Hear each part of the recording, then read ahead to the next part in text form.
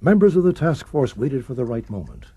Meanwhile, the team practiced the bugging procedure, working with an identical car and hoping for a break. In under 15. Ready? Go!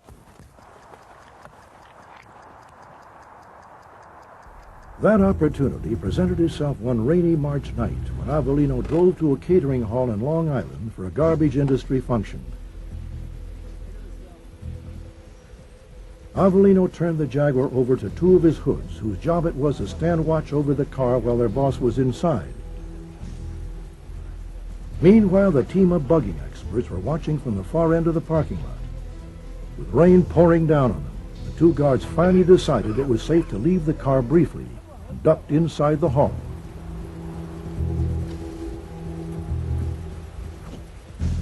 That's when the task force men made their move.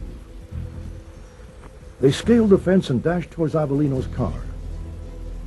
In one motion, they opened the door and went to work on the dashboard, while one of the team kept watch with a walkie-talkie in back in case anyone approached the car. Within minutes, they had planted the bug. And just as quickly as they got in, the team exited the car and closed the doors, being careful not to leave any telltale drops of water inside.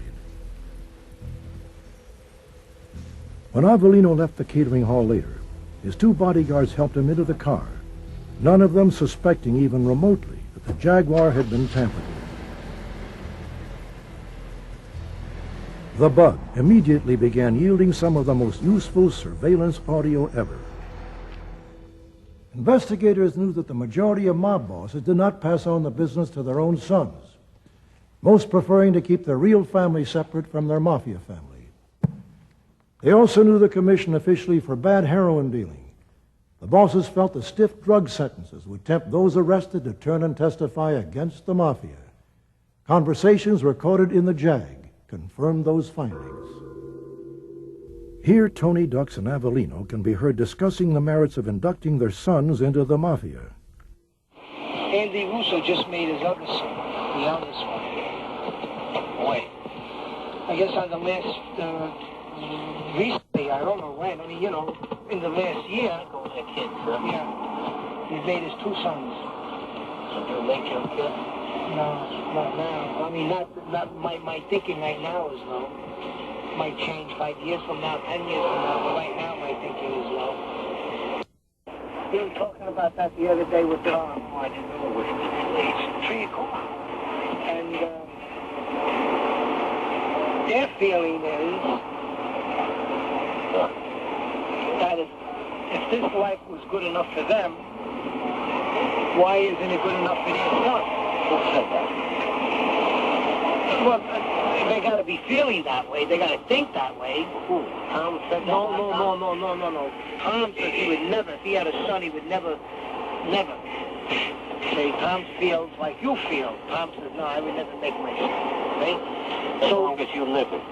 What happens if your kid knows all these types of people, this scum, and you get your kid like he's in a union and stuff, and he knows all these people, what would you do? Like he gets involved here, he gets involved there. No, they're not crooked, you know? What happens if some of these fucking shitty think they got, that they figure they got something coming?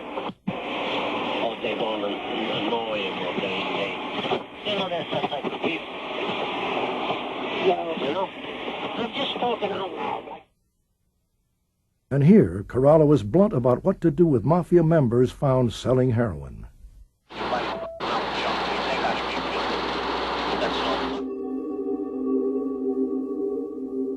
The original objective of the investigation was to capture evidence, collect as much evidence about the carting industry. Well, what do you know? They caught conversations of the boss of the Lucchese crime family speaking about a variety of crime family interests, including the concrete case. And those tapes were the foundation for what was later known as the Commission case. This was the effort by the U.S. Attorney's Office to bring down the heads of all the New York crime families. Michael Chertoff was the lead prosecutor. What the case did was we essentially proved the activities of the Commission over a 50-year period. We had evidence about the famous 1957 meeting of the bosses in Appalachia, New York. We had evidence of other commission meetings, and we actually demonstrated members of the commission engaged in dividing up the proceeds of extortion in the construction industry in the city of Manhattan. Bosses and their lieutenants sitting down and talking about how to cut up the money that they were receiving from concrete companies that were paying off on every contract that they engaged in Manhattan. Basically what the commission did was divide up every contract involving the pouring of concrete that was over $2 million in value among the four families. The Bonanno family was cut out of that conspiracy. And every job would result in a payment of 2% of the contract price to the bosses, who would then divide it up among the various families as their share of this extortion operation. We also proved that the commission had authorized the murder of Carmen Galante, who was the boss of the Bonanno family in 1979, and we did that in the old-fashioned way. We used fingerprint evidence, we used eyewitness evidence, and we used circumstantial evidence from videotapes and photographs. And with that evidence, the wiretaps, the physical evidence, the fingerprints, we were able to put together a picture of the activities of the commission really going back to the early 1930s. When the case ended, the top ranks of the New York Mafia were off to prison. Tony Ducks was sent away for the rest of his life. It was a milestone in the war against organized crime. All of us who worked on the case knew it was going to be a legendary case. This was the top echelon of the Mafia. For the first time, we were going to prove the existence of a commission, that there was a nationwide syndicate. We were going to prove events that had occurred 30, 40, 50 years ago that one had read about but that had never actually been established in court. We knew that to take down the bosses, who were long viewed as the most secretive and the most hidden and the most powerful members of organized crime, would be a devastating blow. And at the end of the case, when every single defendant was convicted on every single count, I think we felt we'd achieved a victory that was really remarkable. Subsequent to his conviction, along with other top mobsters, Tony Ducks Corralo was handed a 100-year prison sentence. His 2-decade term as boss of the family was finished.